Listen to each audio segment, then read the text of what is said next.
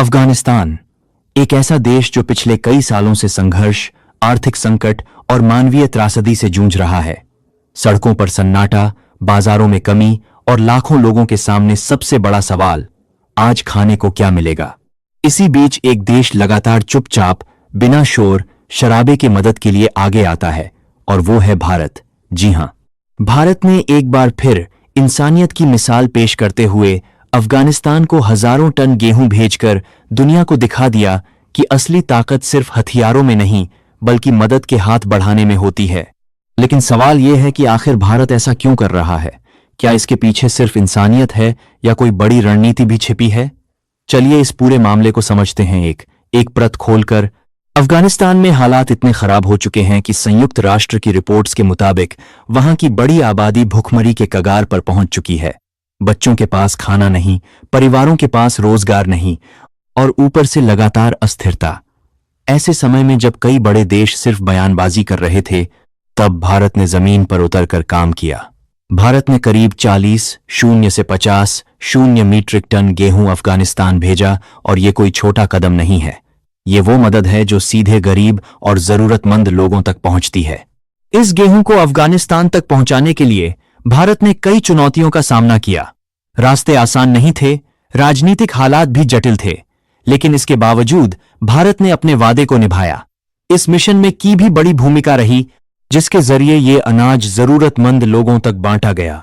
अब यहां एक और दिलचस्प बात सामने आती है। भारत ने ये मदद ऐसे समय में दी है जब अफगानिस्तान में तालिबान की सरकार है, जिसे भारत ने आधिकारिक तौर पर मान्यता नहीं दी है। इसके बावजूद भारत ने साफ कर दिया कि उसकी मदद किसी सरकार के लिए नहीं बल्कि वहां के आम लोगों के लिए है। ये एक बहुत बड़ा संदेश है कि भारत की विदेश नीति में इंसानियत सबसे ऊपर है। लेकिन कहानी यहीं खत्म नहीं होती।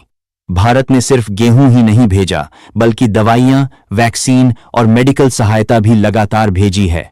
जब अफगानिस्तान में अस्पतालों की हालत खराब हो रही थी, तब भारत ने जरूरी दवाइयों की खेप भेजकर हजारों जिंदगियां बचाने में मदद की।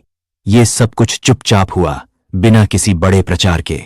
अब सवाल उठता है, क्या भारत को इससे कोई फायदा भी है? जवाब है हां, लेकिन वो सिर्फ राजनीतिक नहीं है। अफगानिस्तान भारत के लिए रणनीतिक रूप से भी महत्वपूर्ण है। अगर वहां स्थिरता आती है तो पूरा क्षेत्र सुरक्षित होता है। साथ ही भारत की छवि एक जिम्मेदार और भरोसेमंद देश के रूप में और मजबूत होती है। इतना ही नहीं, भारत ने पहले भी अफगानिस्तान में कई बड़े प्रोजेक्ट्स बनाए हैं, जैसे संसद भवन, सड़कें और डैम।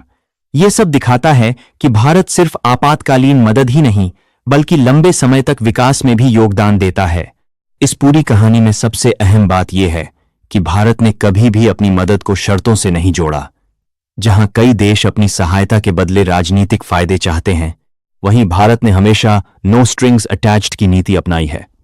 यही वजह है कि अफगानिस्तान के आम लोग भारत को एक सच्चे दोस्त के रूप में देखते हैं। लेकिन भविष्य क्या कहता है? क्या भारत आगे भी ऐसी मदद जारी रखेगा?